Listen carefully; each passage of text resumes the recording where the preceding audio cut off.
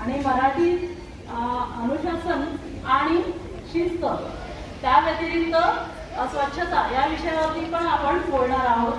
तर ह्याच विषयावरती आपल्या 7वी डीच्या मुली एक छोटंसं स्किट सादर करणार आहेत। ते तुम्ही शांतपणे ऐकून घ्याल ही अपेक्षा आहे, ही आशा आहे। आपल्या नाटकातील कलाकारांची ओळख करून घेऊया। जारा शिस्तीची राणी, नीदा थोडीशी नटखट, सादिया हसरी समजूतदार। चल आपण आपल्या नाटक सुरुवात करू। सुप्रभात मुलींनो। सुप्रभात। कसे काय आहात सगळेजण? अच्छा, तर तुम्हाला आता माहितीच आहे की आता पुढच्या हप्त्यापासून आपली परीक्षा चालू होणार आहे। तर सगळ्यांनी तयारी केली आहे ना परीक्षेची? हो। परीक्षा? आता कुठे अभ्यास चालू केला मी? मी काल संपूर्ण वेळापत्रक केला आणि सकाळी अभ्यास केलास का?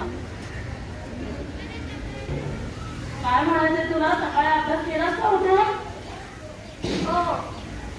तर ही एक खूप चांगली गोष्ट आहे की अनुशासन खूप आवश्यक आहे आपल्या आयुष्यामध्ये।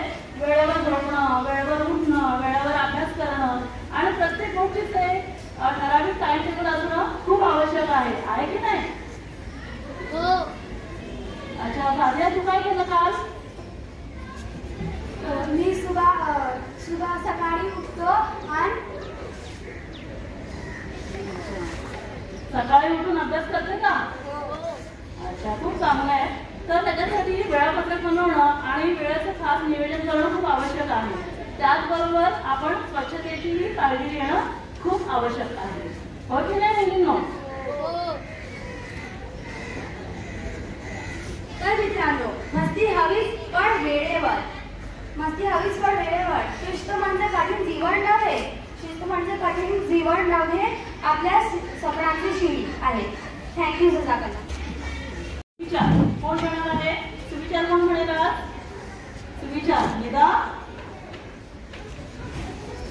थॉट ऑफ द डे, स्वच्छता हीच खरी संपत्ती। Thought of the meaning, cleanness is wealth. स्वच्छता हीच खरी संपत्ती याचा अर्थ असा होतो निदा। न्यूज हेडलाईन्स जोया देईल आपल्याला।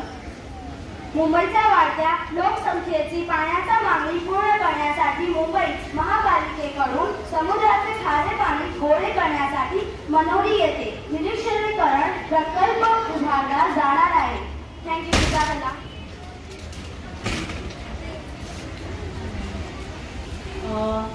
ठीक आहे मित्रांनो, कळलं का तुम्हाला अनुशासन आणि स्वच्छतेचं महत्त्व? मला वाटतं की सगळ्यांना कळलंच असेल की अनुशासन किती महत्त्वाचं आहे। अनुशासन नसेल, स्वच्छता नसेल तर आपल्या आयुष्यामध्ये खूप प्रॉब्लेम येऊ शकतात। अनुशासन हीच खरी गुरुकिल्ली आहे आपल्या यशाची। तर नेहमी आपण अनुशासित राहण्याचा प्रयत्न करायचा आहे। Today is actually world UFO day है। तो UFO day means undefined flying object. What do you mean by undefined flying objects? Do you know?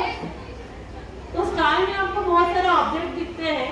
जब आप स्टडी करते हो यूनिवर्स का, तो फ्लाइंग ऑब्जेक्ट से बहुत सारे स्काईज में उसकी स्टडी जो होती है उसको ही हम लोग UFO स्टडी बोलते हैं। इसके बावजूद आज वर्ल्ड ट्यूटर डे भी है। World tutor day is nothing but जब हम किसी को पढ़ाते हैं तो आज एक्चुअली शिक्षकों का भी दिन है। तो जो भी हमको ज्ञान देते हैं उनको वंदन करना बहुत ज़रूरी है और उनका एहसान मानना ज़रूरी है। तो ये भी आज एक डे है। तो आपको आपके गुरुजनों को, शिक्षकों को उसकी बधाई देना बहुत ज़रूरी है। Thank you so much. अस्सलामु अलैकुम वरहमतुल्लाहि वबरकातुहू। Another hadith based on cleanliness is removing harm is an act of charity. Narrated by Abu Hurairah radhiyallahu anhu.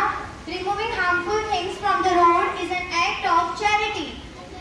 If you find any litter or any other harmful things lying on the road or any other public places, you should pick it up and throw it in the dustbin or keep it aside. Islam also encourages the believers to keep the environment clean and safe. Jazakallah, thank you.